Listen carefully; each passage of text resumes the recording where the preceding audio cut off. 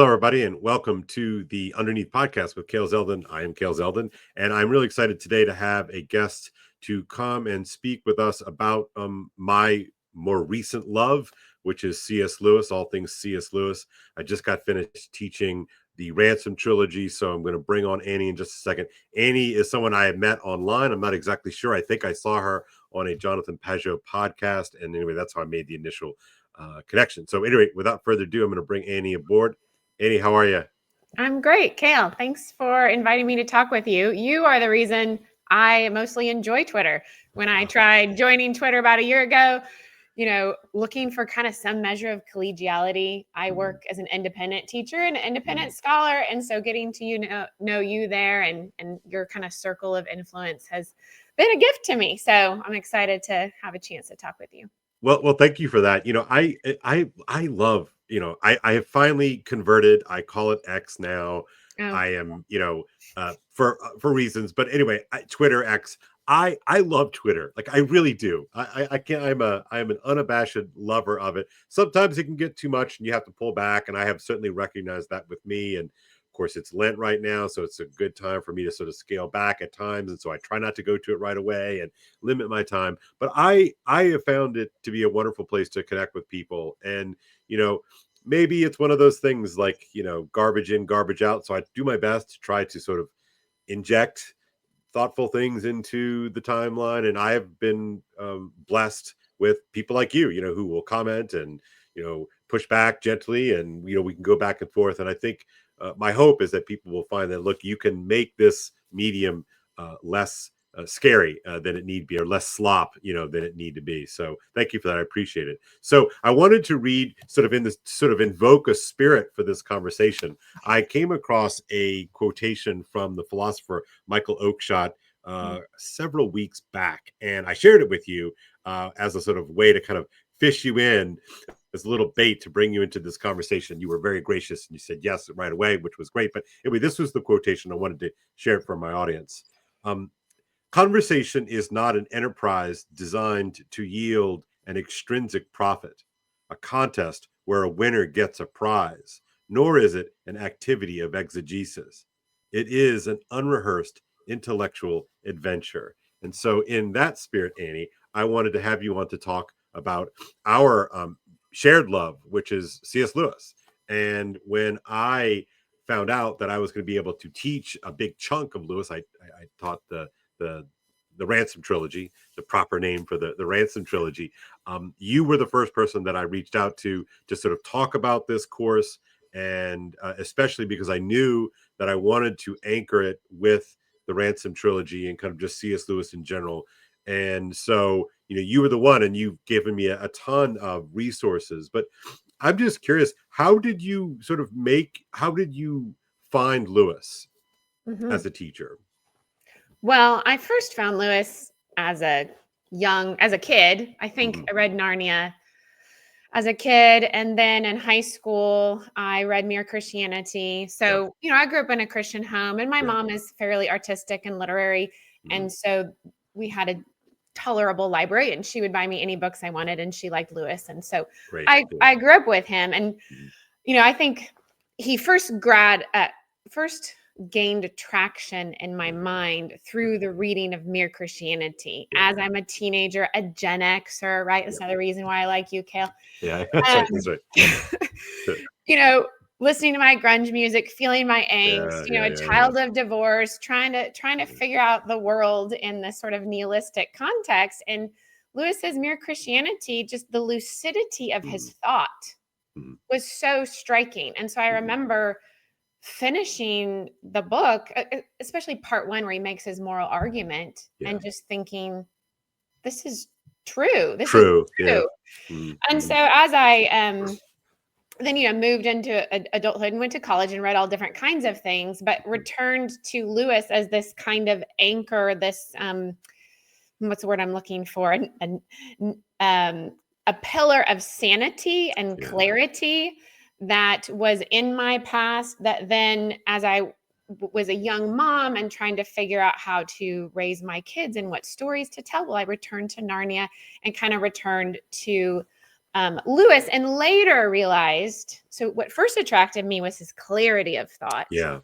And later I realized, well, part of what makes him clear is his imaginative depth. Mhm. And so then in terms of, right now, as I think about Lewis and why I chose to center sort of my various interests around him is because of the way he, more than any other figure, synthesizes reason and imagination. When I first went to college, I tried to double major, Kale, in philosophy and physics, Oh, wow. Wow. which Okay.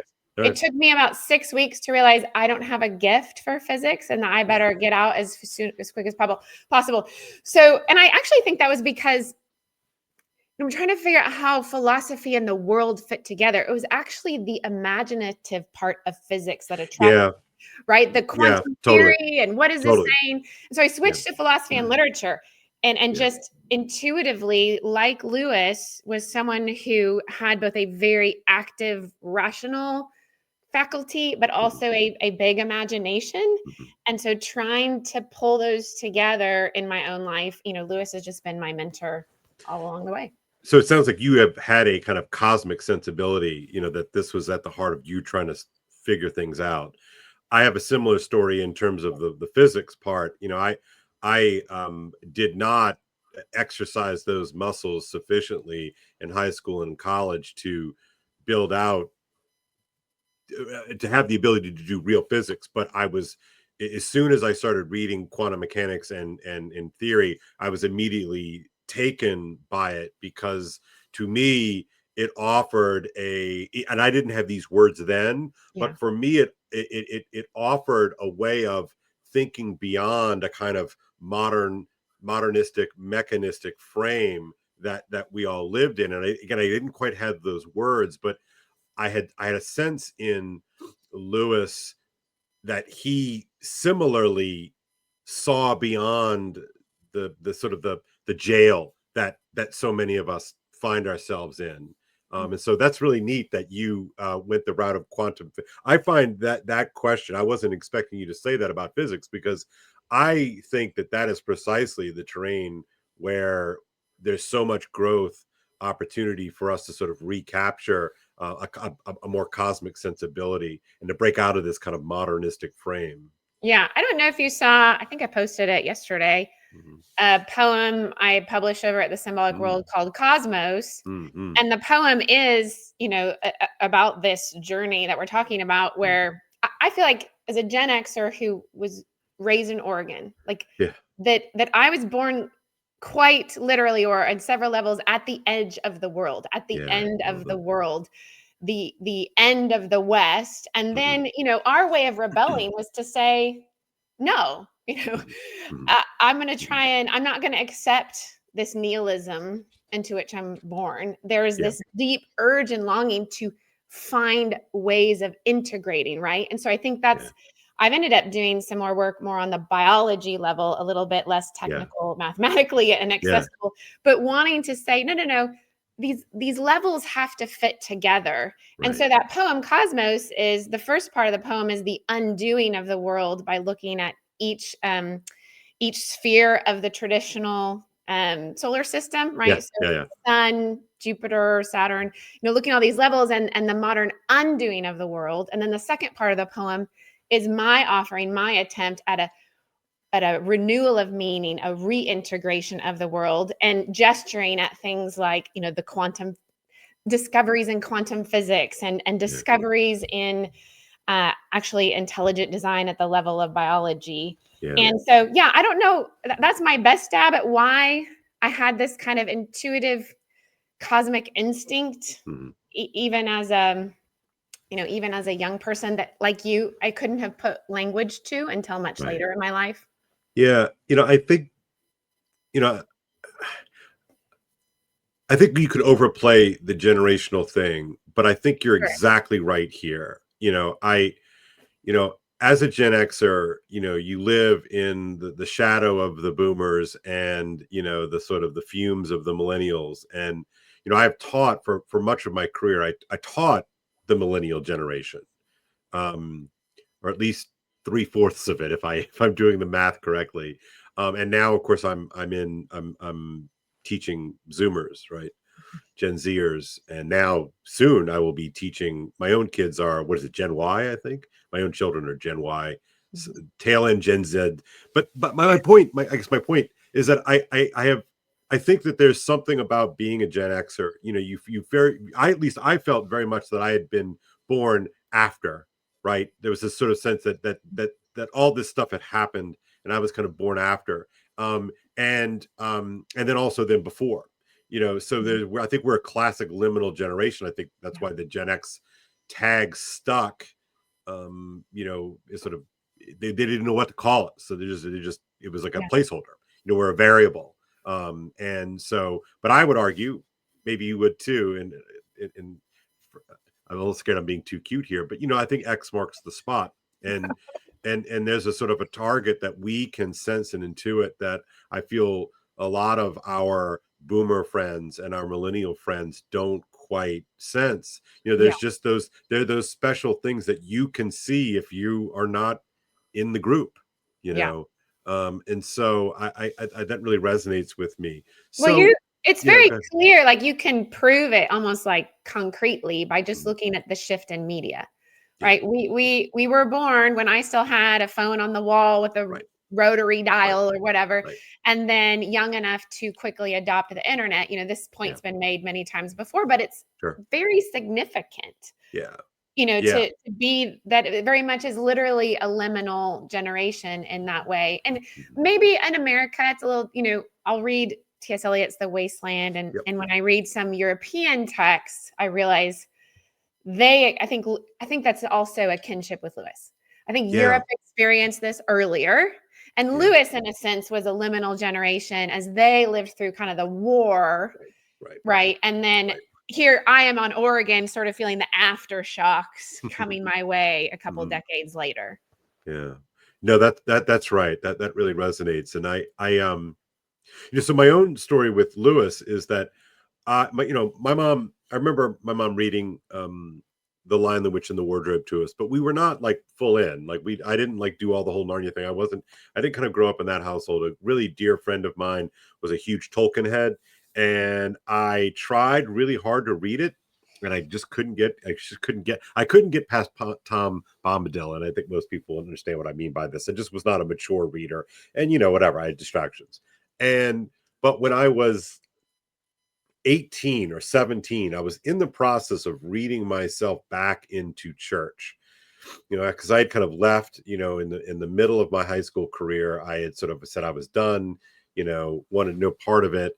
And in reading my way back to the church, one of the books that I stumbled upon was, of all things, Abolition of Man. And I read it, and you know, I don't I don't really know how much I got. I was an untutored, unexperienced reader of a pretty sophisticated book, but I knew in reading it, I was encountering an intellect that was not just like really smart, because he was really smart, but he also had a flair. Like there was sort of a poet in him that Mhm, I was attracted to, but also he was really generous. mhm, There's something, and he was noticing small little things, and that in noticing the small little things, you could see sort of explosions that could happen down the road. So anyway, I read that, and that was one of the books that largely kind of reconverted mm, me.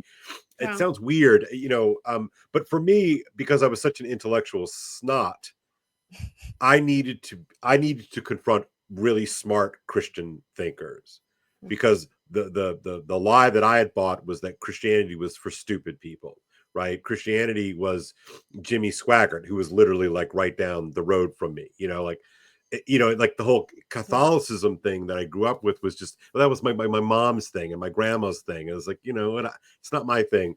So I really needed to confront the fact, right, that there were, number one, generations of Christians that preceded me, that I didn't just sort of happen upon this world, but I needed to confront like really smart, really creative people who had wrestled with doubt, unbelief, and had emerged on the other side, and they were, smarter than me.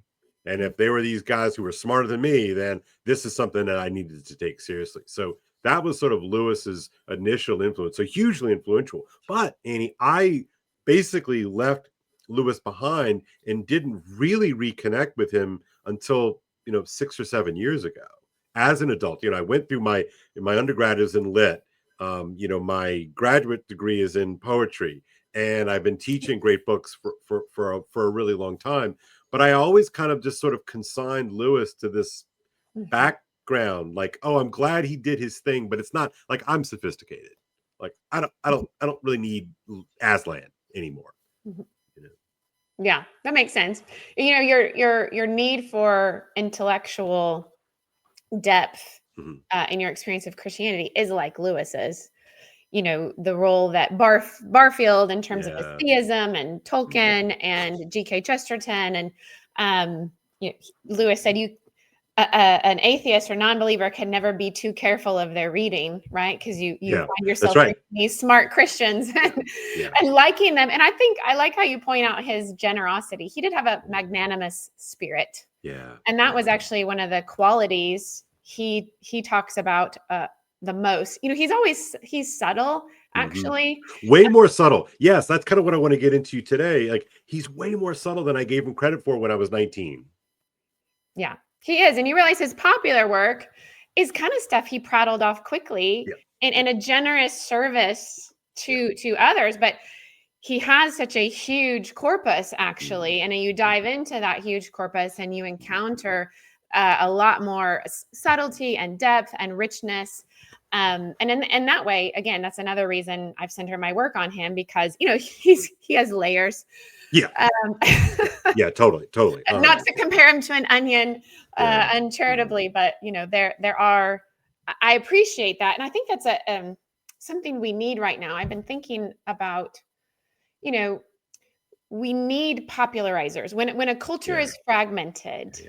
The common person, the average person, the popular person is cut off from the well springs of intellectual truth and depth and goodness and beauty. And so I find myself often kind of like Chesterton in his defense of the Penny Dreadfuls, speaking into that middle space to say, yes, I know erudite academics that you are very intelligent, sophisticated. And yet people need translators, transposers, communicators at the common level. That is good and legitimate and important work. And Lewis himself saw that.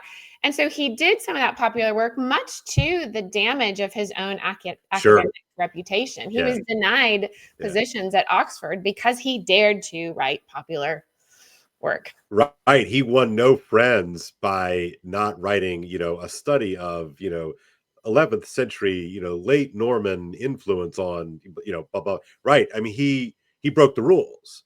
Right. I've really been thinking a lot about this, Annie, this idea of translator popularizers, because I have found myself, despite myself, kind of in that. I realized that in my capacities as a teacher, that's essentially what I am. I am a popularizer and a translator. I'm a bridge figure. And I love it. Right. I mean, this is in no way a complaint at all. In fact, I posted the other day on X something to the effect of, I spend most of my day finding analogies to connect a modern kid with an ancient book. Yeah. And it is so fun, right? And this as a teacher, I'm sure, like, to find one, it's like, I nailed one, I got it. And all of a sudden, this very foreign, distant, cold, strange thing, becomes alive in Technicolor. I'm always reminded of that moment, in The Wizard of Oz, when it goes from black and white to color. Like, I can see that in my kids when I find the analogy. So, they're reading, we just got finished reading Paradise Lost, and it's kind of in black and white. It's good, it's impressive, but it's kind of in black and white. And then all of a sudden you find something, and for the kids, it's like color, Yeah. And I think Lewis and maybe we could do this soon. The looking along thing. For Lewis, I've had that experience by Lewis, but I've also had that experience in Lewis. Yes. I mean, Lewis is a model for my teaching in that way. Is that now that I understand the old books he Yeah. was drawing from, where he tells us in Narnia, it's all in Plato. Y'all, That's right. the more I'm like, I read, I realize Lewis didn't have that many original ideas. I mean, none of us do. Right. It's Right. that Right. he was one of the most well-read Mhm. men of his generation. He was deeply steeped in the ancients and the medievals. And then he was gathering up all of that wisdom, and then he would communicate it in what seems like a simple little analogy in Mere Christianity.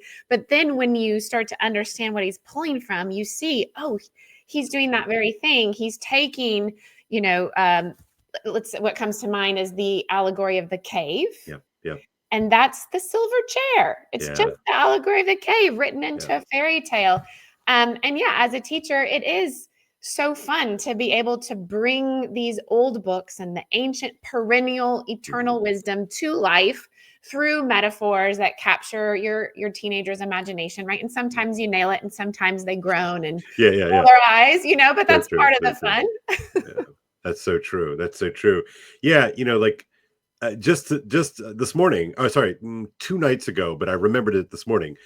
I came across this section in The Voyage of the Dawn Treader, and it's this moment, and you're probably better at this than me, but there's a moment where Eustace and Lucy and a couple, and Edmund and Caspian, is that Yes. Caspian? Yeah, they've come to the table of the Aslan's. It turns out it's Aslan's table, and they're those three men, sort of with their grown out beards and hair. They're kind of sitting there, and it's all rather creepy, and it's getting dark, right? And so they basically say, well, we probably should go back to the ship, spend the night, and then we can come see this during the day.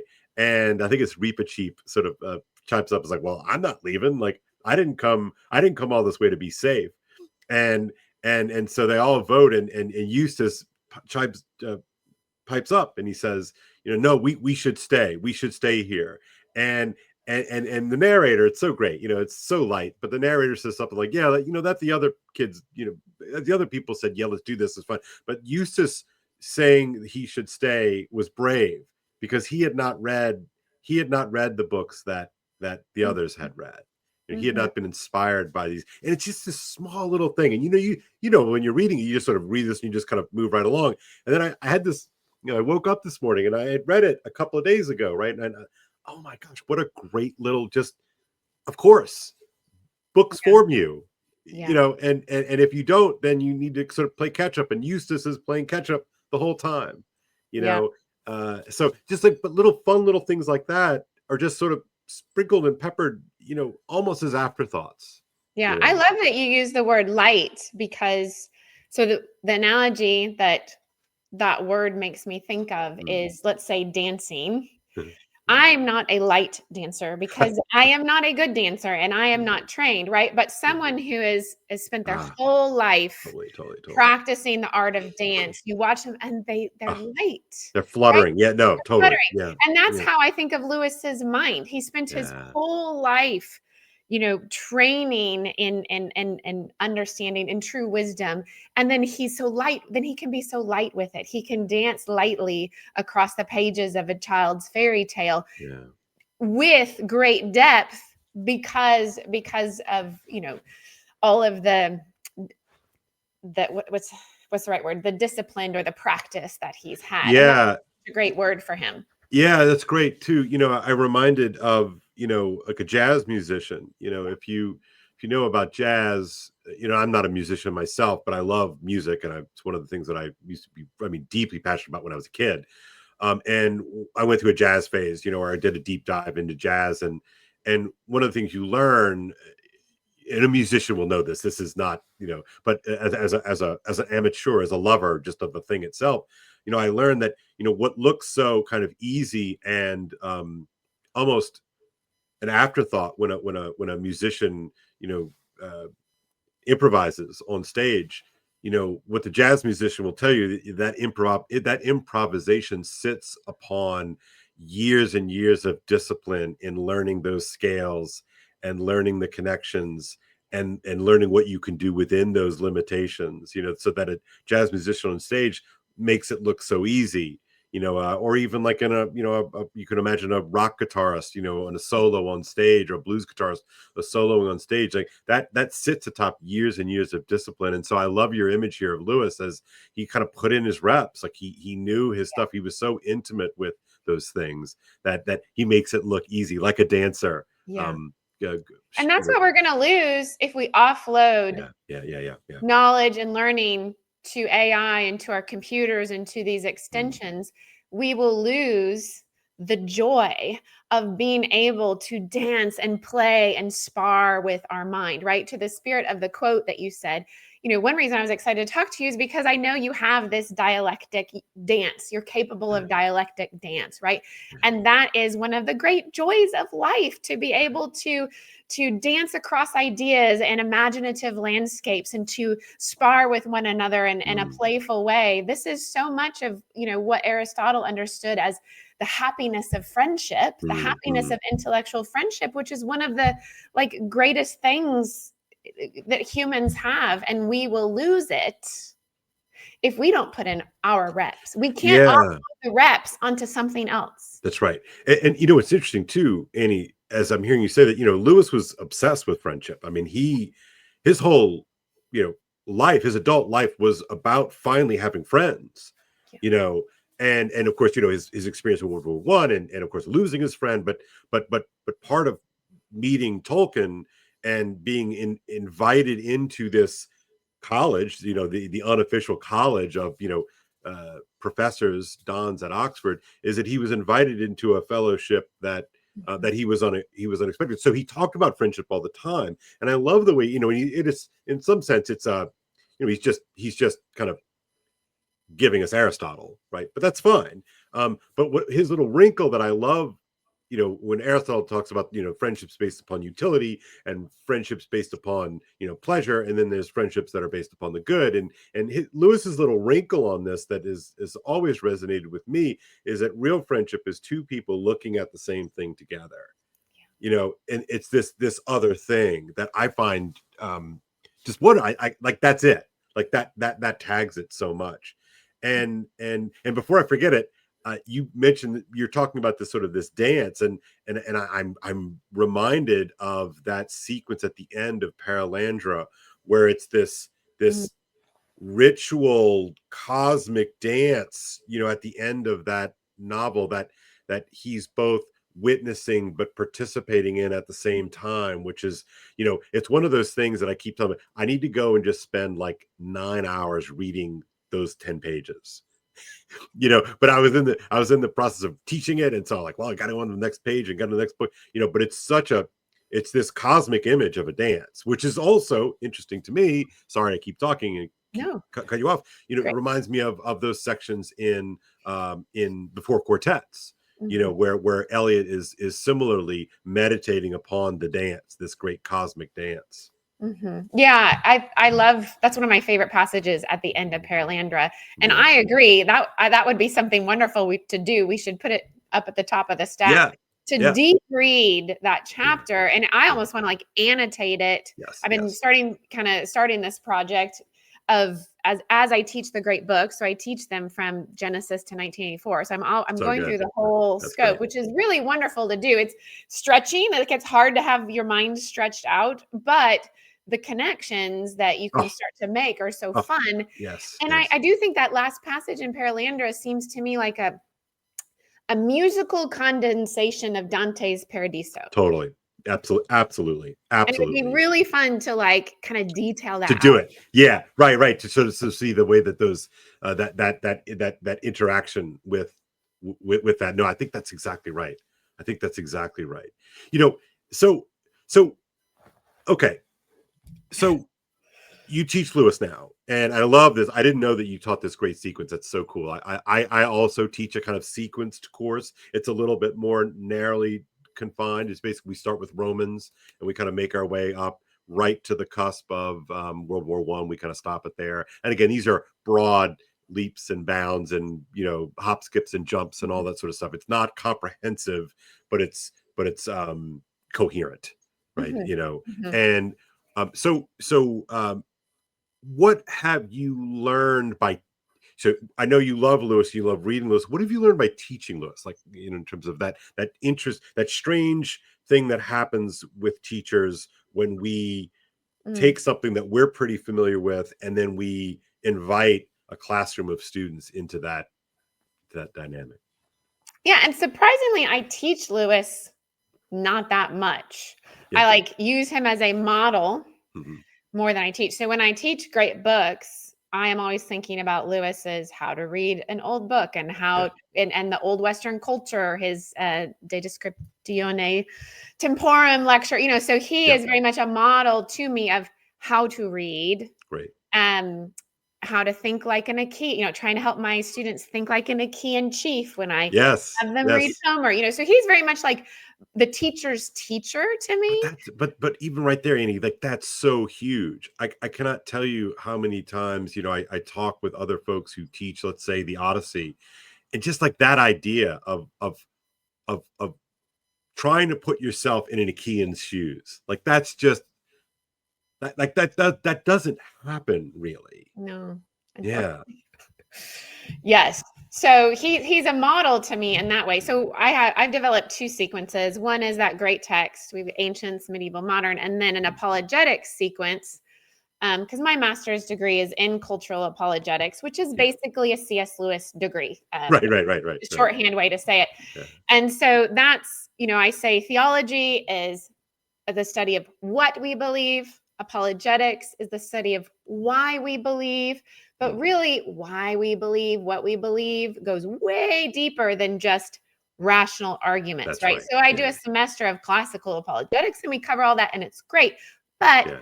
I spend like 2.5 years on the deeper levels of why we believe, the way that we are formed. So that's where I have a C.S. Lewis class on imagination. And we read Yes. Screw Tape Letters and Great Divorce and Mere Christianity so that I can show the way that he is using imaginative tropes to bring ideas to life. And that's basically the C.S. Lewis course I teach. But then, picking up on what Lewis um, has taught me about the imagination. Then we do like the media ecology class, which I'm doing right now, is we need to understand the way that mediums communicate meaning Love that. and Wow. form our epistemology. Mhm.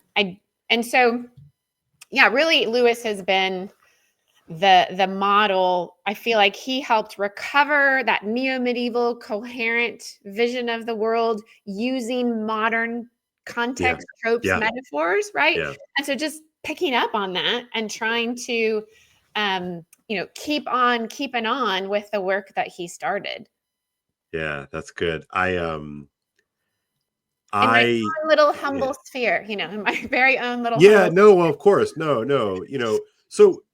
Okay, so as you know, I did the space trilogy this past these 3 months, I guess it took us to kind of do all of it. We had a Christmas break, and another week break in between all that. But you know, how much have you done it yourself in terms of the teaching? Just so our audience knows. So sorry, ask me again. Yeah. Sorry, I taught the Ransom trilogy, right? Oh, The right. the, the, the last, 2, 3 months, I guess it took us to get through it with Christmas in between. So how much have I taught those books specifically? Yeah, like what yeah, do you have this thing? I don't know if maybe it's just me, but I find that when I have to teach a book, it's like I almost have never read a book. Mm. And like, so when I know that I'm sitting down to prep a book that I have to teach, it's like I become, I don't know, like super kale or something. I'm not trying to puff For up sure. myself, For but sure. The best way to learn is to teach. I mean, I yeah, think that's right. the main reason I became a teacher is because Yeah, I wanted to learn and I knew that the best way to push myself into it is like to jump in the deep end, right? And yeah, so, yeah, very much that when you just read a book, it's one thing, but when you have to go and teach it, it's like, yeah, you're firing on all cylinders. I think a lot about the classical layers of meaning that I'm trying to remember who first articulated this. I know Dante does explicitly, but you've got the literal or concrete, the analogical or typological, the moral level, and then the eschatological or Yeah, love anagogical it. level. And so I'm always thinking on those. I think those 4 layers are intrinsic to all literature. Same. Yeah. Now, authors do them more or less Right. well. Like Right. those layers might be thin, but they're Yeah. there. And so when I'll teach something, that's kind of, I'm trying to like think through the text on all of those levels. Mhm. So sorry, this is rambling a little bit. No, this is perfect. I love it. No, this is perfect. But so I started teaching the Out of the Silent Planet with my Lewis and Imagination. And then I just felt like, why did I swap it for a Screw Tape Letters? And maybe I'll switch it back, but I just felt like it was rushed, and I didn't like only teaching Out of the Silent Planet without the other ones. And I didn't want to make it a whole space trilogy class.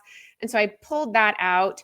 And then I have put in That Hideous Strength. That's the last book we read in my whole great text sequence. Got it. So Okay. where teachers would usually do 1984 or Brave New World or Fahrenheit 451 is this kind of like apocalyptic ending to, I just couldn't leave the kids on that kind of a bummer note, you know, Totally. like, but That Hideous Strength does both jobs for me. It You've does. got, right. You've got your apocalyptic sort of dystopian, but it also gestures at the birth of a new world and how we can live faithfully.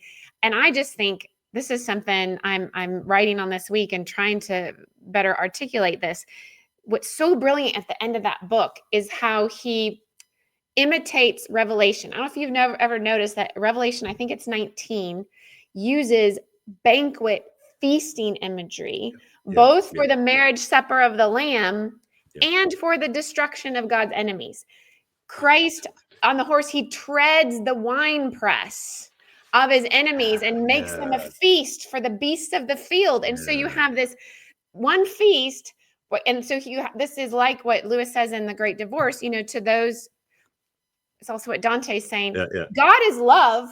God is offering us a feast. To those who want him, it's joy and glory. To those who hate him, it is, you know, to their own destruction. So I just think the way Lewis does that at the end, you've got the Feast of Belbury, which is the destruction of the dystopian Tower of Babel, at the same moment that it is the return of an Arthurian banquet. And it's just brilliant. And I think a way to help us, to help me, to help my students have their eyes open to what's going on in the world and have hope and joy in the midst of it, which is the challenge, right? Totally. I think people deceive themselves. It's too hard to look at. And so I'll just have a fake happiness, or they only look at the darkness and they fall into despair. And that is the challenge before us. And I think That Hideous Strength is like the go-to book, how we can have our eyes open and yet rejoice in the midst of it. How do your students react to the denouement of That Hideous Strength? You know, the build up to the banquet at Belbury, and then the sort of the denouement. Like, how have your students reacted to that? Yeah, and this is the challenge of the teacher teaching old books or challenging books. Is you know, I'm always looking for ways to invite them into imagining, right, the world of Homer. Like, let's imagine the world of Dante. So I'm teaching Inferno right now, and I'm saying, hey guys, Dante's actually restrained compared to his contemporaries' portraits of hell and even purgatory, right? And it's so quite humane, we might say. Totally. Right, relative to some other things. So in That Hideous Strength, there is some work to be done to try and help a modern teenager or a modern person kind of crawl inside the perspective Lewis is trying to give in terms of, one, you know, the banquet of Belbury is rather violent. Totally.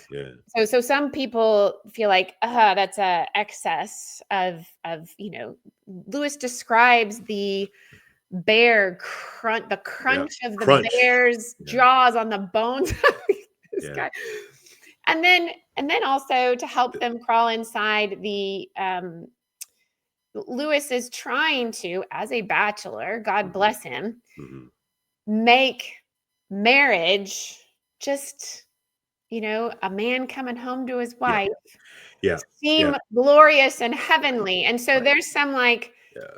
teaching load to do to try Yeah. and help that come to life for them. And Yeah. that's where I feel like in the context of when they've read Homer and they've read Dante and they've read Paradise Lost what I've done is build up layers of meaning and illusions Mhm. that then can because meaning, this is one thing we're all trying to address that meaning crisis. Right. Meaning comes through connection. Yeah. One thing alone has no meaning. Meaning emerges through the relationship between the other thing, right? So literature literally builds its meaning through layers Yeah. of illusion, layer of connection. And that's why stealing from our children an education in the great books is literally stealing the meaning of their world from them. Yeah. Before they even have a chance.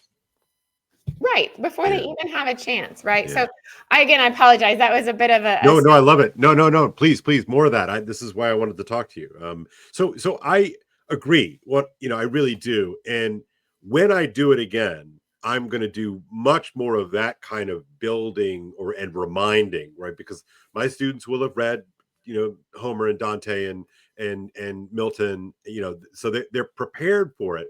But what I wasn't prepared to do as a teacher was to sort of properly reinvoke that whole kind of supportive structure that this story takes place in. Yeah. And so I don't think my students were properly horrified by by the banquet at Belbury, but they're fine with that. I mean, their world is, pretty violent, just in terms Yeah, of the what makes up their imagination.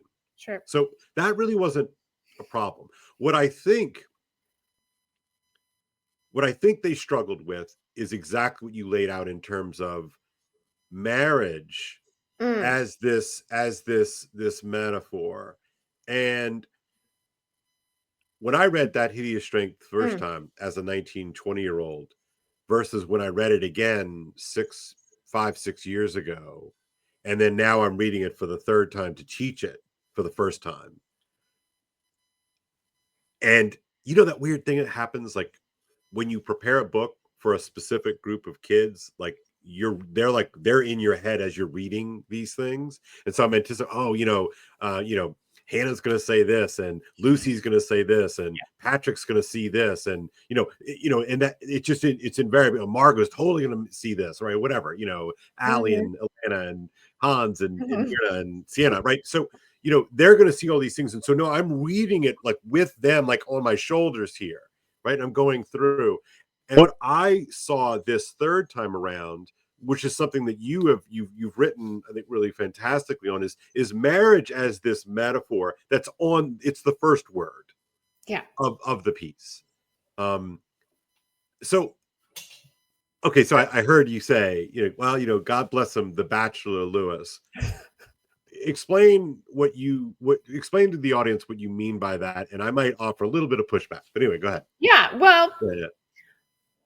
what I have in mind is a body of criticism Hmm. aimed at That Hideous Good. Strength. Good.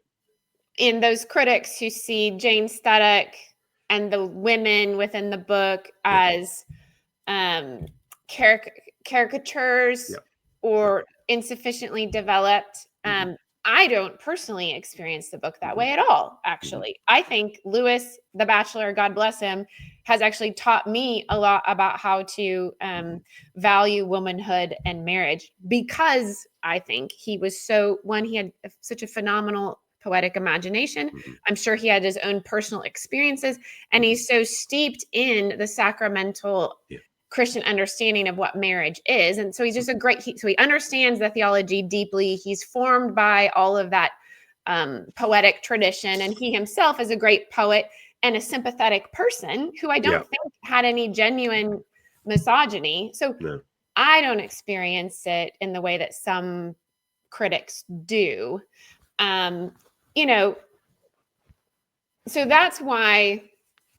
But I do think that most of our students and most contemporary readers Uh-huh. don't have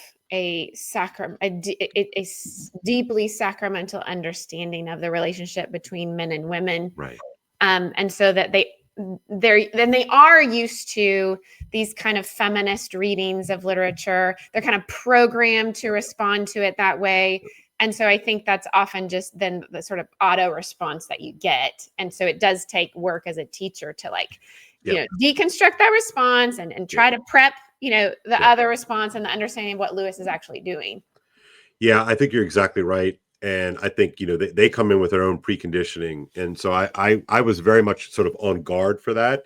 Mm. I didn't show that so much in the classroom. I really kind of let them sort of do their thing, but sort of playing more of the role like, what do we think of this? Like, are you sure? Like, but and what I found that Mark is really the one that Lewis just unloads on.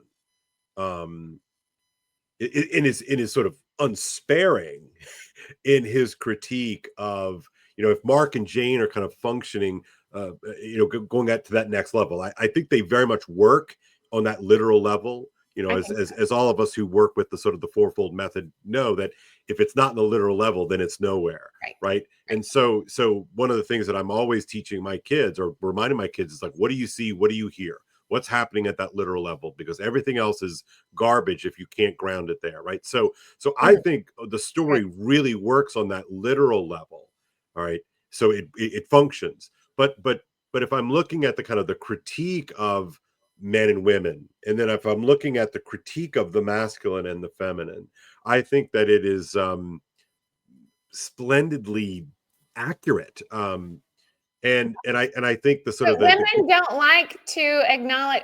I'll just hey, yeah, I'm go gonna ahead. I'm gonna be really frank here on your Yeah. podcast. No, I love it. That I find, it's very trendy for men to be forced to admit their faults, Yeah. and it is not trendy for women to be honest about their Yeah, faults.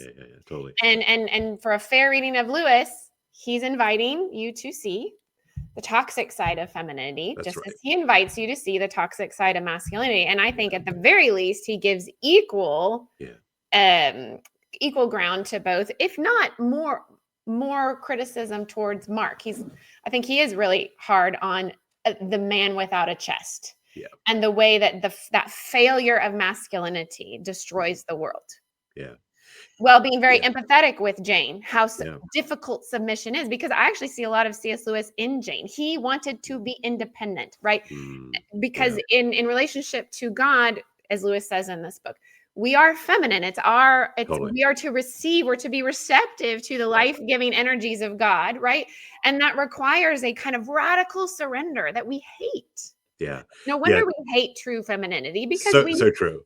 we're rebellious against God. And Lewis is really sympathetic to that. He portrays it in an honest but sympathetic way. Yeah. And I'm reminded, that, I'm pretty sure you might know this a little bit better than me, but I'm pretty sure he had just finished writing his introduction to Paradise Lost as he's entering in and writing this third installment of the Ransom trilogy. Or maybe at the end of the second one, but it's all kind of in the same time period. And Milton similarly identifies with Eve much more so than he identifies with Adam. It's like Adam is just a sort of like a bridge too far. This perfect intellect and this perfect man, but Eve, and what we learn, in especially in books 9 and 10, Eve is the great creature of the imagination, right? And Adam offers his like, well, it's like it's not as good as reason and da da da, and I think Milton's playing a little bit of tongue in cheek there, but Adam is the master of what is. Like, he's an engineer brain, like he's good. He all of his questions are about like, how does something work? Like, why is it here? Da da da. In Eve's question, right? Well, why do the stars shine at night? And she's asking this much more speculative question, not about how something works, but that other kind of why, right? That what if question, which is ultimately a question of the imagination. Mm-hmm. And so Milton very much identifies with Eve, Mm, contrary to, I think, people's conceptions of the sort of the sort of the stern, mm, know-it-all Milton. I think he's, not playing that kind of masculine stereotype, the misogynistic stereotype. So I think similarly, then, sorry mm, to bridge it back to Lewis, I think that's great. I think you're right. I think Lewis very much sees in Jane himself, much more so than, sort of the Mark character. So I didn't know how my students were going to react to Jane. mm, You know, I teach in a pretty mainstream world, and I would say that uh, you know, maybe half of my kids or come from Christian homes, and of those, like maybe half of those are like mhm, think of themselves as Christians mhm, in any mhm, kind of active, meaningful mhm. way. I think most of them are by default MTDers. Right, and Um, that's a pretty different context than me with homeschool-based yeah, students who are coming yeah. in a lot But more, with but a I lot gotta tell you, more Annie, empathetic. Yeah. I gotta tell you, they're way more open to hearing it. It's so interesting. Like we're in this strange. I think that the kids are kind of tired of feminism in an interesting sort of way. Although again, they would never say this. I'm being very careful with my language because I'm sure some of my kids might even watch this. Knock on wood. That'd be great. Hi guys.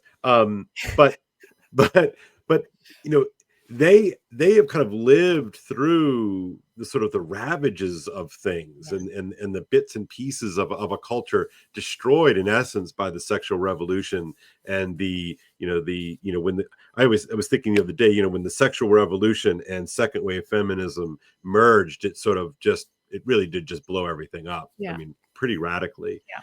And so my students were kind of cool with Jane. You know, Great. they were, surely they'd raise their eyebrows at this, that, and the other. And I'm not so sure, that it converted any of them. But I think that they were very, very much open to sort of seeing and hearing it. And I was a little bit surprised by it. But sorry, it took me a long time to get to this point. I they were dissatisfied with the ending. Hmm. And they, at least what they were telling me in class, is that they were like waiting for this build up and waiting for this build Mhm. up, and it didn't come. Mm. So what do you make of that? I have some Did theories, but how does that strike your ears? Yeah, did they I mean, I can sympathize with that. Yeah. What what do you think did you get any of them to articulate what they wanted? Like, they're like, "Oh, I would have written it with this scene or with this event." Did you get any sense of what they, a Yeah. positive vision for what they were wanting? Well, I sort of, in lieu of a final exam, I had them sit down, and I have a stack there right Like, over "Here, there. you rewrite the ending then, kid." Well, kind of. I said, like, look, update it. I let them just sort of, okay. So that hideous strength sets this thing up. It's set in, at the end of the war. Okay, a few things have happened technologically and socially since then. How would you update it? So I have a stack waiting That's for so me to fun. read. That's a Yeah, great so assignment. yeah, so I'm really excited to read it, and they were really into it. They were all like, "Oh, I'm so excited!" Da, da, da. So that was fun. My gut reaction is twofold. Number one, I think they're so accustomed to watching a kind of great final battle that they thought there would be some sort of, like, I don't know, is we're going to see the Eldils, fighting with the macrobes. I don't know. I don't know. Mm, But I also think, and this is sort of the sadder part for me, is I don't think they believe in marriage, and not because they don't want to, but mhm. I just get this sense that, They're afraid to, maybe. yeah, that. And so I, as a married person, you're as a married person, like, I'm looking at what Lewis is doing. It's like, for me, it's like chef's kiss. It's like, of Mhm. course, the only solution, the only hope we have for logers, right, is this, like, you. your spouse, your family, like this Yeah. sort of, this small little local solution is the only thing we can do uh, at the cosmic level. Right. Right. Yeah, that makes a lot of sense. And I can be really empathetic with that. I think I would have read it that way as a teenager Yeah. Yeah. because, again, divorced parents, Right. looking at Right. the parents who are married and Right. thinking, and then the terror of, Submission. well, and You it's could. where we're so trained in independence. Yeah. I That's have right. my That's right. identity. That's right. I'm in That's right. control of my happiness, and yet it's making us miserable. But we're still terrified of the idea Totally. that my Totally. identity and my happiness comes from this Joint. wild vulnerability to Yeah. another human Yeah. being. Yeah. Right? It really is terrifying if you look at it from a certain angle, and yet Mm, what mm. we were made for. That's right. That's right. And so I'm sympathetic to that, and I think Yeah. it makes sense then that, doing that teacher work to help prepare them for the end, next time around, for certain contexts. I think the students I have, again, I'm just really blessed to be Mm. able to serve these homeschooling families where most of them, have positive associations with their parents' marriages. Right. Right. Right. And they've actually experienced, relative to some peers in their sport groups and that kind of thing, Yeah. the joy and the stability of a home. And so they've Yeah. experienced it, but most people haven't. Most are looking at the carnage around us, right? And terrified by that idea, and not seeing that denouement as. But you're right, as a married person, I mean, do you remember that passage as Mark stops for a pint and he prepares to go meet Jane, and Yeah. he's just soaked in this kind of like beautiful humility as he realized what it is to be a husband who Mm. actually loves a woman. And it's just such, like, I weep every time I think about it Yeah. or read it, because it's just such a beautiful passage describing what the chivalrous gentility of true husbandry. Yeah. Right. And as a woman, you're like, yeah, that is the kind of man Yeah. that That. I will serve. Yeah. Right. I'll have that. Thank you. Yeah. No. Yeah. Exactly. It's beautiful. And so Yeah. I think it's with all of, you're right, as a married person with 25 years of experience, can of fighting for your marriage and, Yeah. and pressing Yeah. into that, can experience the sweetness of what he's describing. But I do think most of our students are terrified by it. Well, and you can see how, all the sort of the ambient and, influences and, the models that we look to and consciously, and the models that we look at unconsciously, and the ways in which those affect us. I guess I was really struck, Hmm. by this. I wanted, again, I write myself these notes all the time because I wanted, this is what I should go look at. But there's this,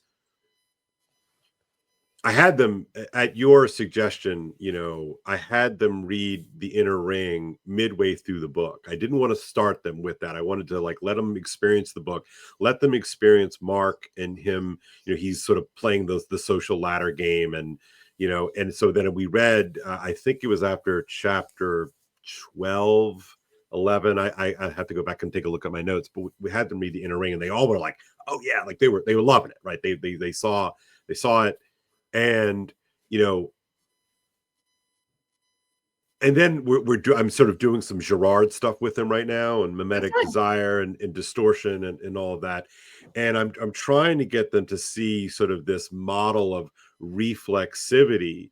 And my hope is, Mhm. so I want them to see the way that works inside of a novel, but I want them then to also see the way in which this sort of reflexivity of, Mhm. get seven people in a room, and all of a sudden, 3 hours later, they all want something different and nobody knows why, and the way that we influence Mhm. and warp each other, distort each other, because my sense is that their unbelief in marriage, let's say, Mhm. even if they come from, moms and dads who are still together, but there's a sort of a general sense of like, well, what does marriage mean? And I would say that, if you would sort of scratch a kind of default kid, I know there's no such thing as a default kid, but if you could scratch a default kid and kind of say, okay, well, like, what do you really think? I would submit to you that the notion of submission is as far away uh, from a palatable idea as I could probably cook up. And yet, how is marriage possible without it? And yet it's an erotic necessity, as Lewis Right, yeah, says and it's explicitly brilliant. in Yeah, the book. he makes that brilliant point. That's so true. That's exactly right. Mhm. Yeah, I mean, that's tough ground to plow, Yeah. right? And So, I think yeah. the best way I know how to do it is like I feel like here's where Lewis is my model to operate on those two levels. Like, let Mhm. me give you a clear statement of Yeah. why it's just logically necessary. And this is why I appreciate, Jordan Peterson's work Mhm. on a lot of things, because he's like, look, just sacrifice is logically the way Yeah. the world is structured. Right. And so is submission. Yeah. We submit to one another and to all kinds of things all the time. And the And and truth and is, and and so to belief, Annie, right? I mean, like those right, three things, like sacrifice, belief, and what was the third? submission. Submission, right? See, there it is, right? I'm like, I don't, what is that, right? But those three things, like we pretend like these are sort of like Christian add-ons, right? Like and I talk to my secular friends and my secular kids. It's like these are like these weird things that strange neurotic Christians cooked up to kind of make your life miserable. And again, I think your point is exactly right, Lewis. But then really Peterson is just saying, like, yeah, like you can't skip those. Like that, they're just not skippable things. And you kid yourself if you think you can just skip them. Right. And I think Mary Harrington and Louise Perry are so good at Mhm. pointing this kind of thing out, is that when women think they were going to be independent of, submissive kind of dynamics within serving their family in the home, they're just Mhm. going and serving people at, At work. the machine. You're just Yeah, that's serving. right. Is Yeah, that so much right. better? Because, sacrifice is inevitable. Placing yourself under something is Oh, inevitable, so good. right? Yeah. As is faith is inevitable. And, so that's the like logical argument. And then the other is to try and give it. So the imagination is the source of meaning. It's also the source of desire, right? When Mm, and because it's through the imagination that the heart perceives beauty, and it's beauty that rouses our desire. yeah. And so giving them stories or ways of imagining submission in a beautiful way, so that you can start to. I always imagine like a coal in my fireplace that's about to Uh, go out, right? yeah. And Yeah. trying to give it good fuel and to breathe life into. If you can get this kernel of desire starting to inflame. And I think, one reason this is hard for our students, another thing comes to mind is, and this is what I remember, being 18 and thinking about, I had a really hard time being honest with myself that I wanted to be married, because it felt Yeah. so vulnerable. Like, okay, if I'm going to be a professor, this is a goal that I can have control over. I can get good Totally. grades and I Yeah. can go Yeah. get scholarships. Yeah. But how do I can't, I don't have control on someone desiring me Yeah. necessarily. There are things you can do to Yeah. Right. Right. power and Yes. all that. But Yes. but the extreme vulnerability that all of our, do you remember seeing the girl you're attracted to, the Yeah. guy you're attracted to, and the vulnerability of what if they knew and they rejected you? Right. Right. That's such a I try to remember what it was like. I think Lewis actually talked about this. Like, young people don't know what it's like to be 45, 50, however old we are. It's our responsibility to remember what it was like to be 16, 17, Yeah. 18.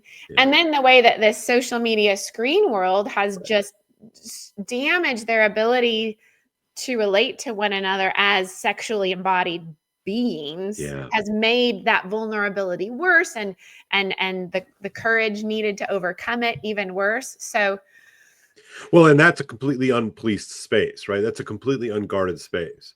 And therefore they give themselves over to sort of the coin of the realm is exchange. The coin of the realm is attention. And yeah. it's such a sad thing. It's like you said, it's disembodied in really profound ways. Yeah. Um, because it's disconnected, from a sort of a system and a structure of meaning. Mm. It's I was going to say symbiotic. It's not the right word. It's like an internal tautology, that they get sort of stuck in mired in through no fault of their own, right? And this sort of brings us back to, I think, that larger point that we were talking about earlier, that when we rob our kids from their stories, we're robbing them of not only their patrimony, but we're robbing them of themselves in a very profound and underappreciated way. And so, we have in essence, tied a leg and an arm behind their back and said, okay, go ahead, navigate the world, Yeah. you do your thing. And that's why I think when students encounter something real, like reading a good book, they're like, Mm. it has that almost that Socratic notion of I remember, Yeah. even though they're reading it for the first time. But Yeah. it has that character of remembrance because like we still, like, I don't know, we still have it somehow. Right. And all this explains why the whole wokeness thing had so much power, Yeah. because we'd stripped away the stories from this generation, from and then no one can live in a vacuum. We have to have a story to make sense of our world. And in came the woke story, the deconstructive story, as a pseudo story and an alternative story to give some kind of moral purpose, some kind of coherent narrative.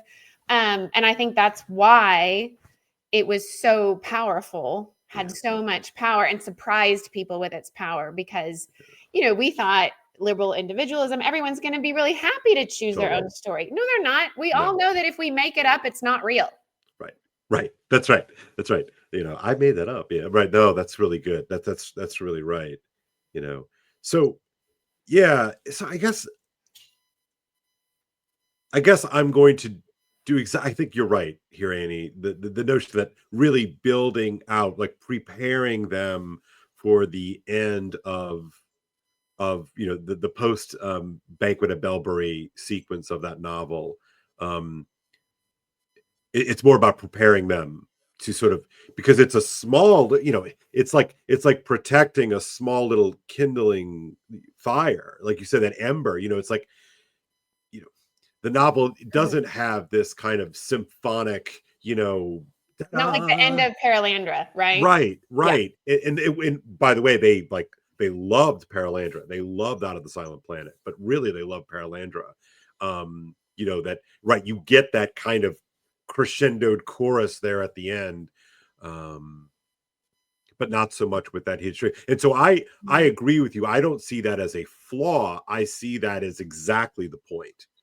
Right. That in this grand cosmic game, in this grand cosmic dance, which is a war, it's this small little, it's Jane, it's Mr. and Mrs. Studdock. Yeah. Yeah. Yeah. That as the world falls apart all around us and we see all of this, global cosmic war, what do we do about it? Lewis is always saying, he was very influenced by is it Samuel Johnson? The end of all endeavor is to be happy at home. Yeah. And that in our own families, in our marriages, he called this the pagan sacrament. We reenact the marriage of heaven and earth. Yeah. Right. That our marriages are in the marriage bed. This is again why I love the Odyssey, because of the image of the marriage bed. Yeah.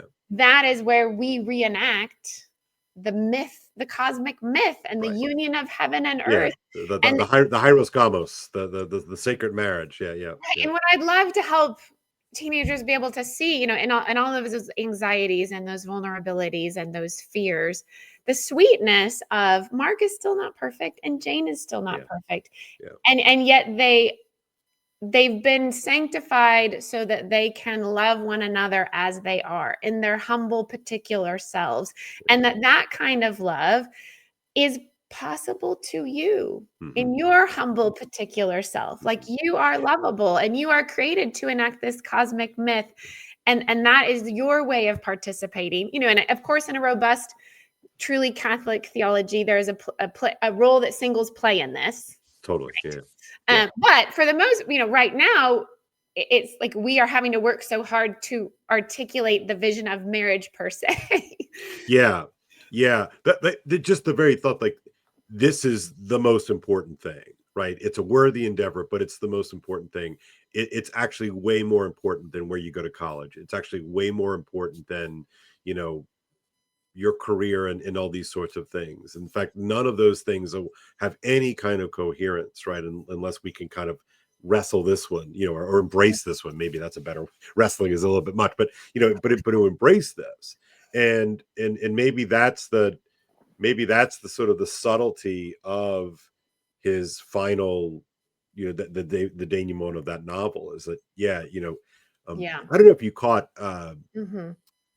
Jonathan Pajot was recently on a podcast with James Poulos, I think is his name.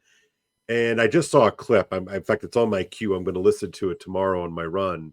Um, but in the clip, he says something to the effect of like, look, we have all these sort of world historical things going on all around us. And, there's nothing that I can do about Ukraine and Russia. There's nothing I can do about, X, Y, and Z or Doge or what. I can't do anything about any of these things. And so what do you do with that? Well, you kind of have to like turn back to the immediate, to your Jane, to your Mark, Yeah. to your Bragdon, Yeah. Yeah. And that when you understand participation, hmm, you hmm, understand that that is not an escapism or a mhm. selfishness.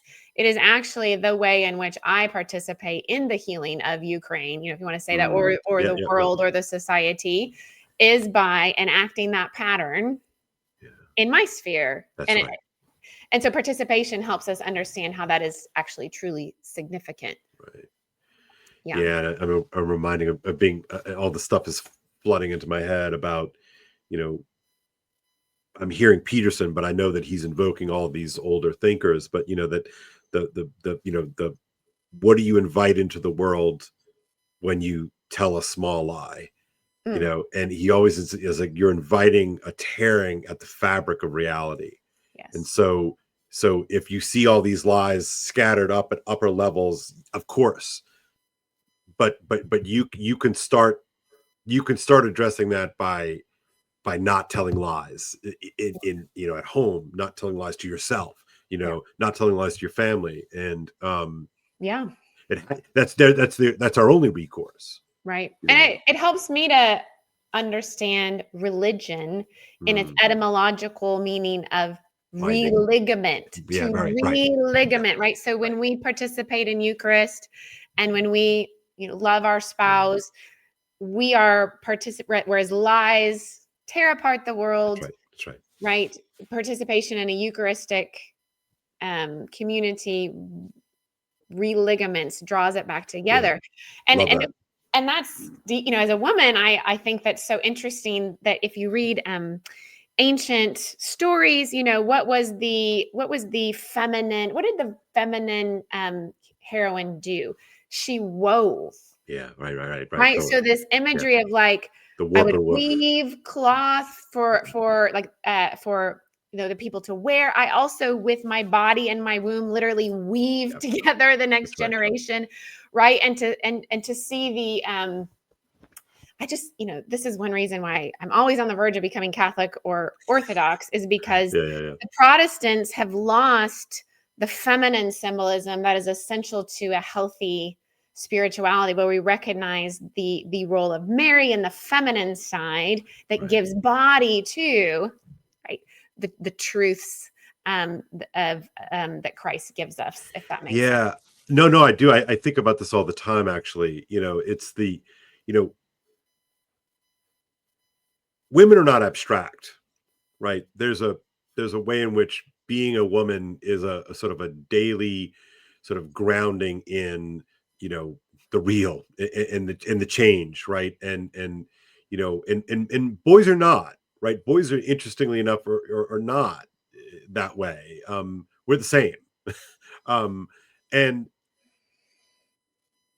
and therefore, masculine abstraction, the abstraction to which masculinity and men are prone to, and women too, but think about this as a masculine force. The kind of abstraction that we're prone to um, always works on paper, right? And yet, as soon as you invite time and change into the equations, Hmm. all bets are off. And so to be disconnected to the feminine, right, both in females, but just in general, the feminine, you become disconnected to, um,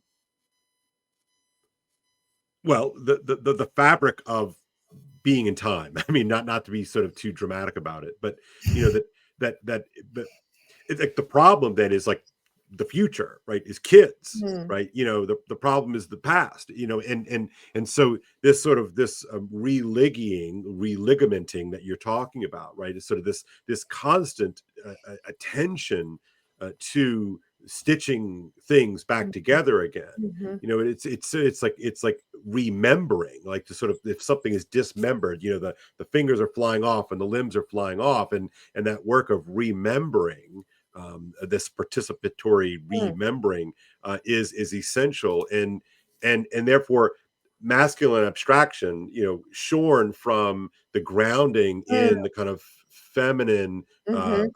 material, right? Just like the stuff, the matter, the mater, right? Mhm. Um, Mhm. uh, uh, we're prone to all kinds of monstrosities. So therefore, you think of a character like Philostrato, and Philostrato is that kind of that round, sexless, you know, creature who dreams of trees without leaves. He dreams of earth without mud. He dreams of, he Mm. dreams of getting rid of all the ick, right? I mean, Yeah. he doesn't quite use these words, but it's like, you can imagine, like, he's the kind of guy who, like, probably doesn't like the sort of the facts of life when it comes to women. It's like, ugh, yuck, right? Let's clean all this sort of stuff up, which is a fundamentally sort of linear and Apollonian and Mm. abstract Mhm. drive of the Yes. masculine, Mhm. and Mhm. so, of course, as a member of the NICE, um, Mhm. what do you get rid of? Well, you get rid of birthing, right? I mean, if the vision of the NICE is what I think it is, it's getting rid of sort of the mess of women. Right. Right. Right. Just the last thing before I let you Yeah. jump in here, but Yeah.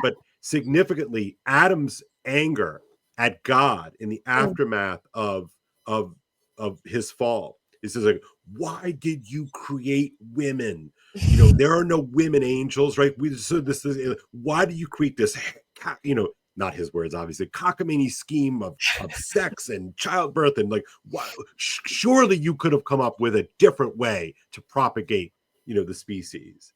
Mm. It's so interesting, isn't it? Like, that's Mm. that's that kind of that Mm. like, he's disconnected from Eve at that point, right? Mm. They are, they're pointing at each other. They're a separate, they're not on the same page, right? And Mhm. they're accusing each other back and forth. And his thing is like, why do you even do this, right, God? So he's angered. I don't know. Does that does Mhm. that does that resonate? Oh, yeah, I'm thinking of so many things. Yeah. One thing, I love how you're describing this, and like the point we made about, um, sacrifice and submission, and these things being part of how reality works, so with, the feminine and the body, and when Mhm. we disassociate, it's always that Gnostic, Yeah. the Totally. ancient enemy, the Gnostic enemy. And Yeah. because our embodiment is the source of mystery and vulnerability, Yeah. Yeah. this is why the Apollonian part of the reason part of it, and our rebellious Yeah. sin, Yeah. we don't like it because our embodiment makes us vulnerable. Our embodiment makes us, it really is a locus of mystery, right? Mm, mm, And mystery requires humility and faith, mhm. and so we want to push away And from and mystery. veiling and covering. Keep going. Sorry. Right, right, and Mm, but it is inevitable. It's inevitable. mm, So what mm, happens when, mhm. let's say, I'm sorry, I love my evangelical friends, but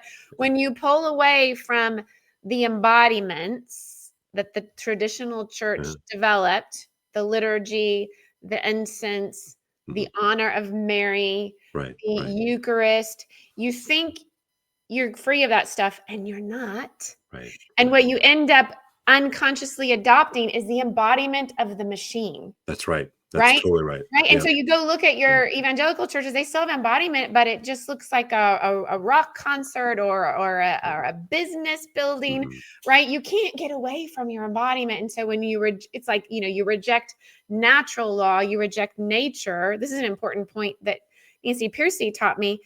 You're not free of nature, you're just giving yourself over to That's the right. bureaucracy or the machine. Right. Right.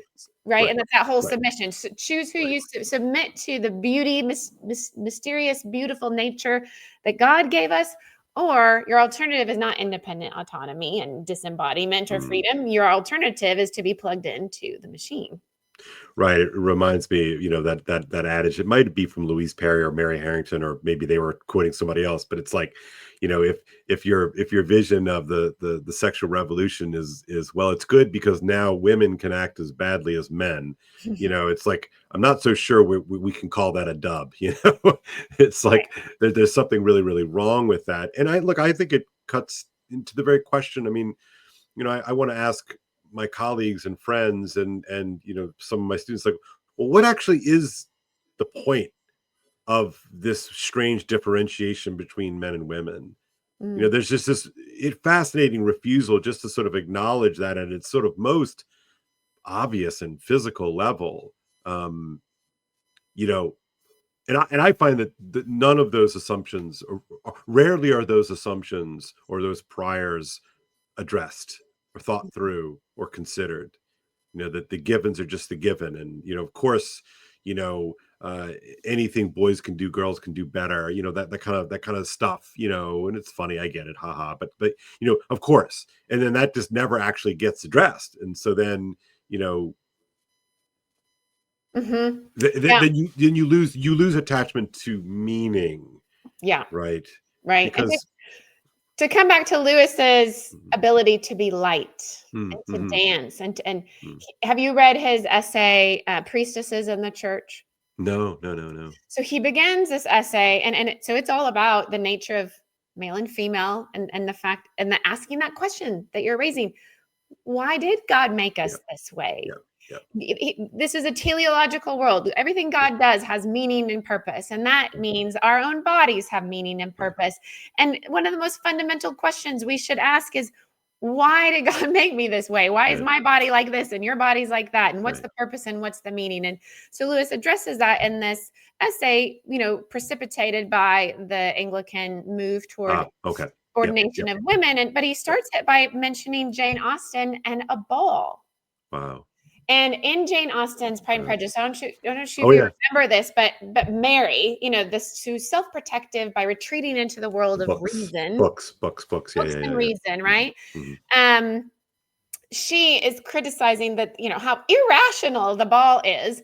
And, Lizzie's like, well, yes, but let's see. If it was highly rational, it'd be much less like a ball. Like the point is, viva la difference. Like Yeah. God made men and women because the cosmos is a dance between Mm, creator and creation. It's a dance of love. It's a dance of eros, right? mm, Our eros, our longing to be joined to another, is at the fundamental core of what it is to be human, because we are to desire theosis. We're to mm, desire mm, mm. union with God. And that existential desire is written analogically into our body and our beings as male and female as we long for one another. It's what life's all about. Right, It's right. what life's all about. And when we ignore that and we try to erase difference, it's really us trying to erase the image of the cause of our cosmic purpose in the Yeah, gospel from our yeah, very experience as men and women. And that's why right. I really want to write some essay of like Yeah, that. I just think what is it? I don't know how to do it appropriately, which is why I haven't written this yeah, essay. yeah, But save the world by having better sex. You yeah, know yeah, that when you tap into this yeah, cosmic meaning, I think this is why studies tend to show that happily married people have a happier sex life, yeah. because they're tapped into the transcendent purpose that sex was made for. Right. Because it instructs, right?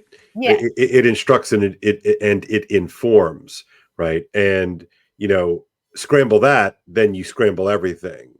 And Yeah. this is probably Yes. why I keep going back in my own thinking to the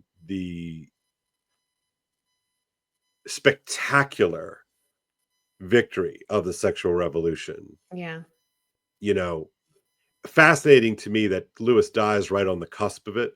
He dies in 63, Mm-hmm. and yet he essentially predicted the whole thing.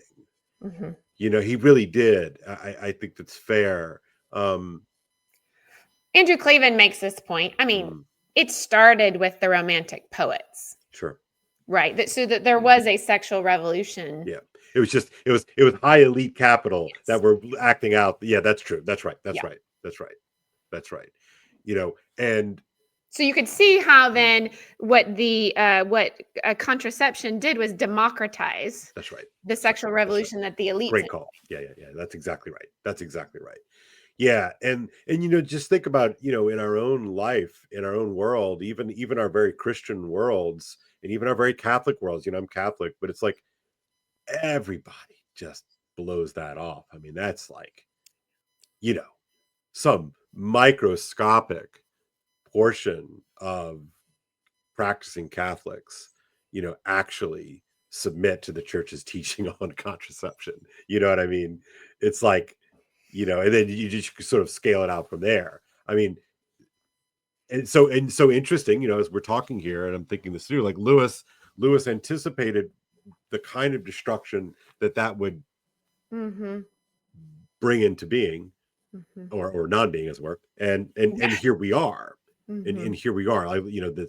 This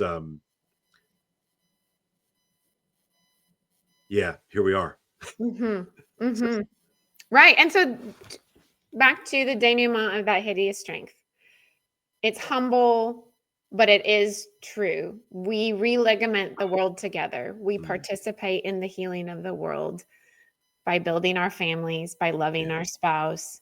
And that is for most of us, there'll be a few Achilles out yeah, there, or pick your yeah, big hero. But yeah, for yeah. most of us, that will be the way that we participate in the healing of the world. And glory be to God. That's Like, right. That's right. That's right. a good Right. marriage is Right. is joyful. Glory be to God, right? And that's one reason I do love teaching that hideous strength and the trilogy is Lewis is, I feel like, firing on all cylinders through Out of the Silent Planet, his book about masculinity, Paralandra, his book about femininity, and then trying to help us see how it comes together in marriage, doing everything he can to try and help renew a sacred way of imagining our sexuality. Yeah. Because he did see, I think you're right, that was the crisis ahead.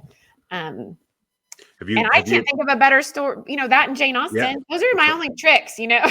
Yeah, yeah, yeah. No, I like that. I like that. Have you ever read any of John Paul II's Theology of the Body? I have not read it directly. Yeah. It's one of those, but I've read a lot of Christopher Yeah. West. Yeah, yeah. And that's a good start. I mean, yeah, I think it's brilliant, and I think it It's true. It's what we need. He was yeah. an important prophet for the Yeah, I think sexual he knew revolution. it, and I think he was right. I do think, I would just add this little caveat, and we don't have to go down this road, but I do think there is, however, a wisdom, however dim it may be, of the kind of the sex negativity, and the only reason I say this is that I think what the sex negativity folks got right is that it's really powerful, Yes. it's really potent, and Yes. it really must be reserved, Right. right? And Yeah. my concern about some of the sort of the Christian sex positivity Yeah. is not that there's anything wrong with it in terms. I mean, it's true, right? It's clear, it's right there. But I worry that because we live in this sort of hyper Yeah. coarsened world, if it, anyway, so I just is a little nuance to that. Yeah. So when I talk to teenagers on it, I always use the analogy of fire.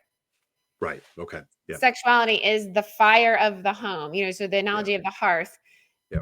If the fire is in the hearth, in the marriage bed, Mm. it Right. will Right. it will Right. warm the whole home. It will bring life to the whole home. If Yeah. it comes outside of the hearth, Yeah. it will burn the whole home Love that. down, right? Yeah. And so That's and right. fire is beautiful and Mhm. powerful. Sex is beautiful and Yeah. but Yeah. so powerful. So you're right that we have to have some kind of check that registers in those hormonal bodies Yeah. as Yeah. sharp, Right. Right. right? The Right. way that we might handle weaponry or Yeah. fire, Yeah. because Yeah. it Yeah. is that potent and it is that Yeah. powerful, without That's doing right. the cheap thing of denigrating it. Right. Because the real radical message is that sex means something. That's the real That's the real That's right. radical message in Yeah. the aftermath of the sexual revolution, because we've all been conditioned to think that sex is, it's like sport. Yeah, it's like Yeah. whatever. It's casual. I can kind of use it to kind of get what I want. I might even be able to land a wife or a husband with it or whatever. Right? All the different ways that we flip this thing on its head. And look, this is the radical claim of Dante and this of Christianity, of course. Which is that, like, what we do actually means something. It, Yeah. it has bearing, it has substance, it matters. Yeah. And when I look at the kids that I teach, the big concern that I have Mm. is that they have been convinced that what they do doesn't matter. Yeah, for sure. I mean, And this is I feel like a theme. If I were to tattoo something on my body, yeah. or matter LOL. matters, Yeah, things yeah, mean things. yeah, The conference I just did in Dallas, I mean, that was what I'm trying to hammer home all the yeah. time. And I do think now this might be, I'll say, I don't know why God just Yeah, made me to say all the things that yeah, everybody that I'm not, I'll say the things that people are afraid to say. yeah. Um, which is why I don't associate publicly with my husband on social media so that he can keep his job and I Plausible deniability. That's right. That's good. That's good. That's good. That's good. but the women, like, to realize that our sexuality means something. And I remember being a young woman, like, that resonated with me. I think as a woman, you do experience vulnerability in your body. You also experience its power, its Yeah, allurative power, but also its vulnerability. And I think, that sex means something should resonate with all humans, but that it might, I would think, resonate a little more easily and deeply with women because of the vulnerabilities of the yeah, body, and that there is a role for women to play the role of gatekeeper a yeah, bit. yeah. And I really, like, I want to be sensitive about that, because that in no way excuses Of course not. Yeah, men from yeah. their responsibility. Right. But I do think that, you know, girls, women need to understand that men are different and that we are a little more sensitive to, I think Peterson's right. And I think it's very helpful to think about women being more sensitive to negativity and Yeah, vulnerability yeah, because of the particular biological role that we have. And yeah. so to recognize that and then be willing to take our role as gatekeeper seriously, demand that men respect it and Absolutely. Yeah, not yeah, push it, yeah. but be careful about when we treat ourselves. And I just think this is kind of the way men and women are wired. I think that when women treat themselves as worthy of honor and meaningful, like, the men will respond to that. Mhm, mhm. I hope that Yeah. makes sense and No, doesn't. no, it makes total sense. I'm weird. The movie that I think about with all of this, it might be the most depressing movie I've ever seen in my entire life, and I've seen it several times. I've even read the book that it was based off of. Is Fast Times at Ridgemont High, and the casual nature with which this young girl, you know, loses her virginity and has a couple of episodes, the whole thing. It's like it's so profoundly depressing. Um and in certain senses, what happens in Fast Times at Ridgemont High is just like totally normal. Mhm. It's totally normal. And I revisited the film, you know, because of my own children, and I was just sort of remembering this film, and there are parts of it that are funny. I mean, but at that the central core, the central core of that film is that, we have abandoned our daughters in profound ways, and we have emboldened our boys to not be knights, but to be predators. Mhm. And it is that double dance, right? That, convince the girls that it means nothing, and Mhm. convince the boys that there are no consequences, Mhm. right? And that is precisely the sort of the setup, that so all of us have grown up in. I mean, that's what's crazy about it, right? I mean, we've all grown up in that world. that is sort of been the dominant message that we all downloaded. Right. And, so again, I'm thinking about this in terms of Lewis's very honest, seemingly modest proposal at the end of That Hideous Strength, which is it's Jane and it's Mark. Hmm.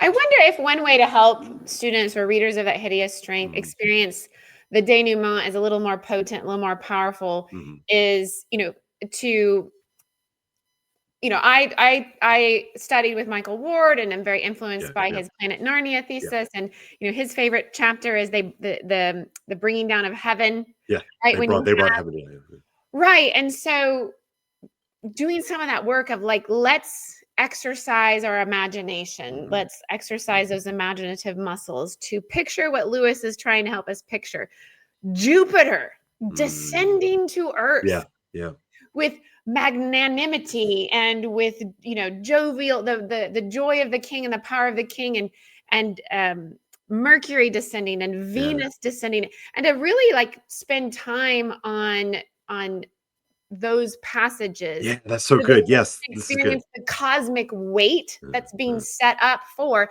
these powers. These principalities are settled over Mark and Jane, and that is the context in which they come back together right. in this. And it is even in the banquet at Bellbury, you see, the scattering of the speech, Yeah, that it, yeah, so there is, you're saying, oh, they kind of wanted, this epic end battle. Well, Lewis is giving it to yeah, us, but in yeah, this interesting yeah, way where it's veiled, just like the way that we experience spiritual warfare. There yeah, are powers and principalities at work in our yeah. world, but we only see them through the veil. And so the same thing at Bellbury, Mercury, the god War. Mercury has descended on Bellbury, but you don't see him the way you see Iron Man. You see Yeah, him in the yeah, way that the tongues are scattered. And yeah. um and so I wonder if, just giving attention to the cosmic Well, it reminds me. significance will Yeah, help. it's like taking the telescope and Yeah. reversing it, right? And so instead of this sort of this, it flips it instead of this like hyper sort of honing down on like at this sort of really local, really intimate level. It's a good way of putting it. Yeah, like that's helping me. This is helping me a lot, because I didn't quite know what to do with those chapters. And now that you're saying it out loud, and I love the juxtaposition between Belbury and St. Anne's, and the way that they behave with one another at St. Anne's versus the way that they behave with one another at Belbury. This incredible conversation and the puns and the sort of the overflowing goodness in Yeah. St. Anne's, and then the sort of the horrific um, uh, logical breakdown of the fabric of being, Yeah. in at Belbury.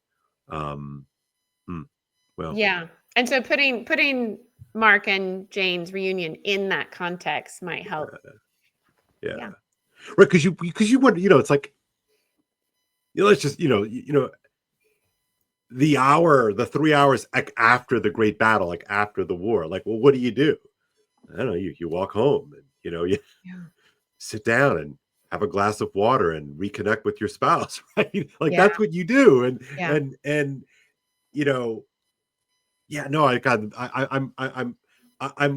more and more and more inspired by the ending, and through this conversation, you're really helping me see it's it's not a failure. And look, that's always my hunch. I always give a poet, the benefit of the doubt that I'm not getting something. If something doesn't quite strike me, my first thought is not, oh, that's stupid. It's, oh, well, I'm not seeing something. And so, as the esteem that I have for Lewis, I was sort of trying to like, well, what is he doing? Why this? You're Hmm. really convincing me that Oh, it good. is intentional, and it's brilliant in its subtleties, and in its smallness it contains the cosmos, something like that. Yes, exactly. That's really Yeah, well said. I might write that down. yeah. Yeah, that's well said. And as we've been saying, like in the very smallness of man and woman, Mhm. in the marriage bed, like in that very thing is both the telos and the genesis of the cosmos. Yep. Yes. um Yeah. Yes. And our storytelling, we tend to end stories very quickly. Yeah, if you go yeah, and yeah, yeah. read, say, Jane Austen, she'll give you a whole chapter Yeah, of which I love. Like I love a long ending. Like I love it. such a huge fan of that. You right, know. of a little more it allows you to sort of digest what Yeah. reintegrate. It gives you a liminal space of reintegration, let's say. Yeah, yeah, and But to be long with it, right? To be long with it, like mm, just sort of relish it, right? Like to let it do its thing. You know. mhm. Mm, Yeah, and so we're not used to those quieter endings yeah, maybe yeah, too. It's part of that's it. right. I like Mhm, that. Right then. All right, mhm. well, Annie, I want to keep going here, but I have to go meet my family for dinner. So I'm sorry to bring this to an abrupt close, It's been but a great conversation, Kale. I should probably oh go cook too, so yeah, yeah, no, I gotta go do that myself. I have to grade too, so there's that. That's yes. part of it. But boy, I really have enjoyed this conversation. This has been really helpful for me. I to find someone else who loves Lewis as much as I do and who has this kind of experience is just really important. And I know even though we teach in slightly different sort of setups, there's just there's nothing quite like having to teach it for kids, for Yes. students, whether those students are young or old, to have to do it. So I really appreciate you sharing these notes with me and helping me drive my own thinking, and hopefully our audience here today got something out of it. So where can folks find you? I always like to do that just in case. Yes. So on X, I'm on Yeah, X a there fair it is. amount at Mhm. Annie L. Crawford. And then my website is where I kind of try and have a place where I gather different, highlights of podcasts I've done, articles I've written. You can Classes go you've taught, you should That's say right. mention your class. Classes I've taught. The only publicly available classes I have right now are over at Symbolic World, but those are listed. You can Google Annie Crawford Symbolic World, or you can go to anniecrawford.net and find those over there. And yeah, Kale, it's great to talk to you because I feel like we do similar work in that Mm, transpositional work, yeah. right? You're someone who's well read, who thinks deeply, and yet, I'm not gonna be able to say the word correctly. Generously Mm. works to be a bridge to help connect your students and then also the people that you interact with on social media. And I am really thankful to have you as a colleague. So it's great to spend time with you.